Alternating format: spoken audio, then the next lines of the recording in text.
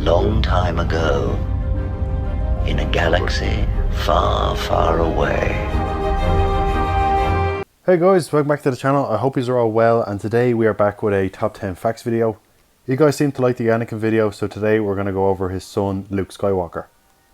So for number one, most of Luke's training came from personal experience and Obi-Wan's journal. Luke's training as a Jedi was completely different to all the other Jedi that came before him. He wasn't taught at a young age at a Jedi temple, and he didn't grow into a Jedi. All of his training was on the job with Obi-Wan and then a quick rundown with Yoda on Dagobah. He managed to learn enough in Obi-Wan's journal about constructing a lightsaber and other knowledge about the Force. This really helped Luke to actually perfect his techniques on what he already knew. Number two, Luke created his own Jedi Order. As we know in canon, Luke created his order, but it was unfortunately destroyed by his nephew Ben Solo. But in Legends, Luke had a different outcome. Luke found the ways to lead a Jedi Order and actually trained many to become powerful students. Number three, Luke was actually married and he actually had a kid. When we see Luke in the sequel trilogy, he was blocked off from people and the Force, and he actually valued the ways of the old Jedi. But in Legends, his new order that he built, he allowed marriage.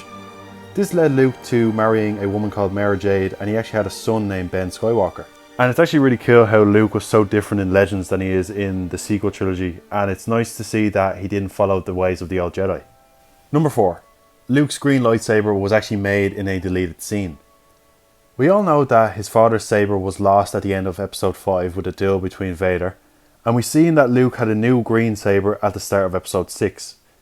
Luke had built this saber in a cave just before entering Jabba's palace to save Han Solo.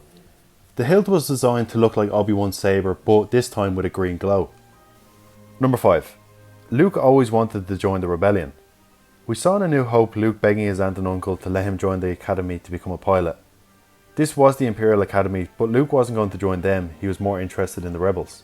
While he didn't get to join the academy to become a pilot like his friends did, he did end up becoming the most important rebel for the rebellion in the end. Number 6. Luke knew of Obi-Wan, but he didn't meet him until episode 4. While the two hadn't met properly, they were in each other's presence countless times. First when Luke was given to his aunt and uncle by Obi-Wan during the end of episode 3, and again when Luke was knocked unconscious by Jabba's thugs.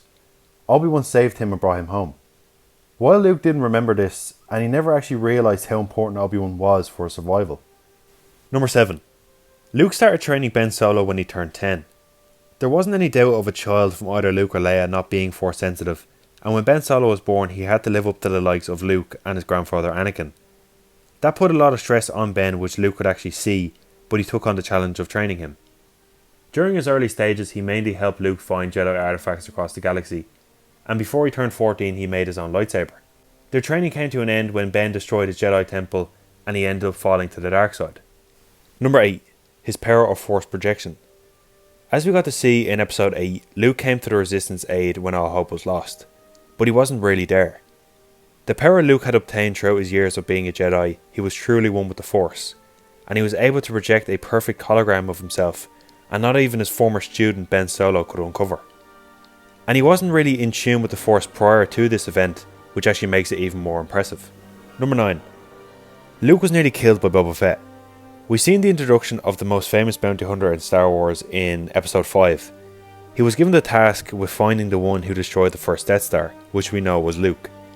He was attacked in Obi-Wan's hut on Tatooine and he was nearly killed by his own lightsaber.